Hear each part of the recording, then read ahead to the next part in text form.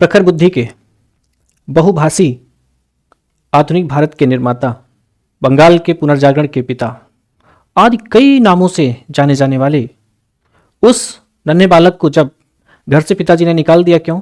क्योंकि वह मूर्ति पूजा का खंडन कर रहा था। उसके हिसाब से मूर्ति पूजा ठीक नहीं है। इस बात का खंडन करने के लिए जब उसे घर से निकाला गया, तब उन्हें तिब्बत में शरण ले जा करके।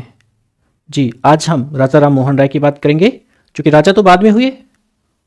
जब अकबर द्वितीय ने, मुगल बादशाह थे अकबर द्वितीय ने जब उन्हें अपनी पेंशन बढ़वाने के लिए ब्रिटेन भेजा, तब यह कह के भेजा गया कि ऐसा ना हो कि वहां पर लगे किसी नॉर्मल आदमी को भेज दिया, इसलिए उन्होंने उनको राजा की उपाधि दी। तब हो गए क्या? राजा राम मोहन राय। आज उन्हीं की बात करेंगे, जिनका जन्म आपके सामने लिखा हुआ है, सारा कुछ लिखा हुआ है। हमने इसलिए लिख लिया है ताकि आपका समय कम लगे और मैं आपको बातें बोल करके तमाम बातें सुना सकूं, चीजों को समझा सकूं। जन्म इनका 22 मई 1772, हुगली, राधानगर। हुगली कहाँ मिलेगा आपको? कोलकाता, यानी कि हम बात करें तो पश्चिम बंगाल की बात है। आप सोचो 1772 चल रहा है, बंगाल में द्वैत शासन 1765 में लगाया गया था, आपको पता है। 1773 में रेगुलेटिंग एक्ट आया था, उसी के बाद 1774 को बंगाल में पहली सुप्रीम कोर्ट बनाई गई थी। आपको पता होना चाहिए। आपके दिमाग में ये तो आ गया कि वारेन हेस्टिंग्स का समय चल रहा है। उस समय भारत में, यानी कि बंगाल का गवर्नर कौन है? वारेन हेस्टिंग्स है। 1772 में इनका जन्म होता है और इनके तमाम उपनाम हैं। देखिए, भारत के प्रथम आधुनिक पुरुष, पत्रकारिता के अग्रदूत। सोचो, भारतीय राष्ट्रवाद के जनक, 17 भाषाओं के ज्ञानी। लेकिन जानते हो, 17 भाषाओं में तमाम भाषाएं थी, हिंदी थी, अंग्रेजी थी, उर्दू थी, हिब्रू थी, तमाम भाषाएं थी। लेकिन उनमें से इन्होंने सब पर बल दिया, अंग्रेजी पर विशेष कर बल दिया, लेकिन ध्यान रखना संस्कृत पर बल नहीं दिया, इसलिए यहां पर संस्कृत लिखी हुई है, अंडरलाइन लिख के। इन्हें भारत के युगदूत की संज्ञा किसने दिया? सुभाष चंद्र बोस ने दिया। भारत के पाश्चात्य प्रणाली का अग्रदूत। भारत में पाश्चात्य प्रणाली, पाश्चात्य मतलब हम किसकी बात करें? पश्चिम साइड के। और पश्चिम की अगर हम बात करें तो हम बात कर रहे हैं ब्रिटेन की। ब्रिटेन बोले तो यानी कि जितना भी यूरोप वाला है हिस्सा, उसकी बात, यानी कि उसकी शिक्षा व्यवस्था, उसकी प्रणाली, उसकी पद्धति भारत में कैसी अपनाई जाए। क्यों? क्योंकि तभी तो भारत आधुनिकता की ओर बढ़ेगा।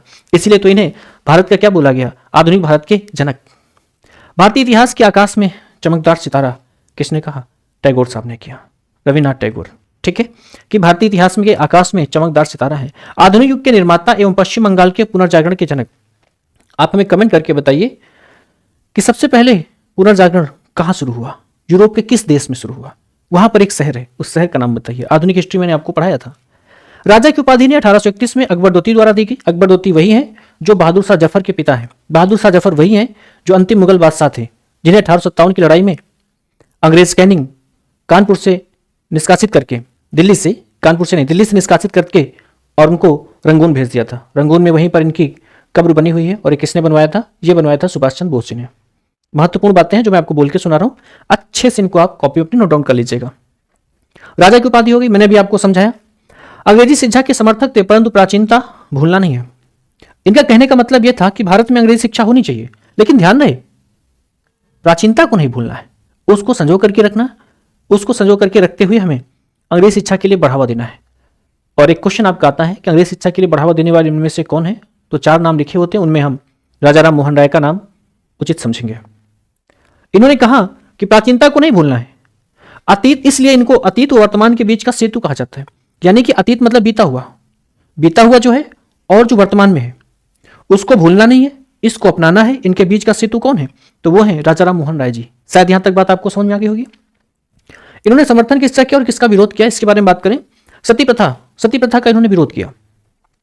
इनके अथक प्रयास से 1829 में 4 दिसंबर के दिन, आप जानते हो, सती प्रथा का अंत हुआ। उस समय भारत का गवर्नर जनरल कौन था? आप कमेंट करके हमको बताएंगे।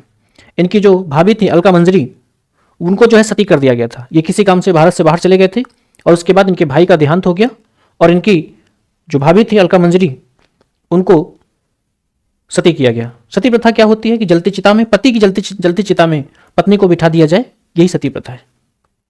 तो सती प्रथा का इन्होंने विरोध किया। पर्दा प्रथा का विरोध किया। क्यों भाई, महिलाएं क्यों घूंघट काढ़ें, ये इनका मानना था। और सही भी बात है।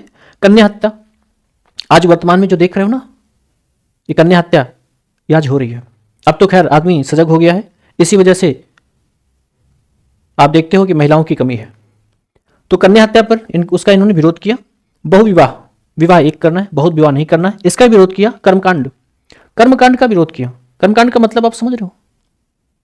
कर्मकांड का विरोध किया, छुआछूत छुआछूत नहीं होनी चाहिए, बाल विवाह, पुरोहितवाद और हाँ एक और जातिवाद, जातिवाद का बहुत ज्यादा विरोध किया। आज के समय में जो देखने को मिलता है, हालांकि अब कम हो गया और ये अच्छा है, ये लोगों के अंदर ये जातिवाद की भावनाएं नहीं रहनी चाहिए, निश्चित तौर पर एकदम नहीं रहनी चाहिए, गलत बात है, नहीं होनी चाहिए। बाल विवाह नहीं होना चाहिए और पुरोहितवाद, पुरोहितवाद का मतलब समझो पंडित जी टाइप के, पुरोहितवाद नहीं होना चाहिए। क्यों? क्योंकि ये लोग गलत फायदा उठाते हैं, बहला फुसला करके एक आम इंसान को, साधारण से इंसान की जिंदगी तहस नहस करते हैं। तो इनका मानना था कि पुरोहितवाद नहीं होना चाहिए और इसलिए मूर्ति पूजा को ये खंडित करते थे कि मूर्ति पूजा नहीं होनी चाहिए और इसी वजह से इनको इनके घर से भगा दिया गया था। इनके पिताजी ने बाहर कर दिया था घर से, तभी जाकर के तिब्बत में शरण लिए थे। तिब्बत जो आज जानते हो चाइना के अंडर में है। आगे हम बात करते हैं तो इन्होंने किसका समर्थन किया? स्त्री शिक्षा का इन्होंने समर्थन किया इनके हिसाब से कि हाँ महिलाओं को शिक्षा मिलनी चाहिए, विधवा विवाह होना चाहिए, बिल्कुल होना चाहिए, विधवाएं हैं तो उनको भी एक मान सम्मान से समाज में रहने का अधिकार होना चाहिए, तो विधवा विवाह होना चाहिए। स्त्री उत्तराधिकार मतलब पिता की खेती में, पिता की जायदाद में महिलाओं का भी अधिकार होना चाहिए, ऐसा राम मोहन राय जी का मानना था। अंतरजातीय विवाह, ये मानते थे कि अंतरजातीय विवाह होना चाहिए। हमने एक बार कहा था कि अगर हम समृद्धशाली होना चाहते हैं, हम सब लोग ठीक होना चाहते हैं, हम सब लोग एक समान होना चाहते हैं, जो कि समानता की हमारे पास स्वतंत्रता है, समानता का अधिकार है, आर्टिकल 14, वो कब हो सकता है? जब अंतरजातीय विवाह होना शुरू होंगे तब। ठीक है, अंतरजातीय विवाह पर इन्होंने बल दिया था। सर्वधर्म का समर्थन किया था कि सभी धर्म ठीक है, सभी धर्म ठीक है। इनके कहने का मतलब सभी धर्म क्या है? ठीक है, सभी धर्म का पालन करना चाहिए। आत्मा की अमरता, आत्मा वही अजर अमर और अविनाशी है, आत्मा की अमरता है। एकेश्वरवाद के समर्थक, ईश्वर अल्लाह एक है, सभी क्या है? एक है। ठीक है, तो यहां तक आपको समझ में आ गया। मृत्यु इनकी बाद में बात करें, लेकिन फिर भी बता देते हैं कि 27 सितंबर 1833 को एक चार्टर एक्ट आया था, आपको पता है? अगर पता हो 2-3 बिंदु आप लिख दो जरा। 1833 का चार्टर एक्ट आया था और 1833 में इनकी मृत्यु हुई थी। और कहां पर? ब्रिस्टल, इंग्लैंड में ब्रिस्टल पड़ता है, वहां पर मेनिनजाइटिस से इनकी मृत्यु हुई थी। मेनिनजाइटिस को बोलते हैं दिमागी बुखार, इनको दिमागी बुखार आ गया था। पूछा जाता है कि मेनिनजाइटिस से कौन सा अंग प्रभावित होता है? तो मेनिनजाइटिस मस्तिष्क, ऐसे याद रखना, मस्तिष्क प्रभावित होता है।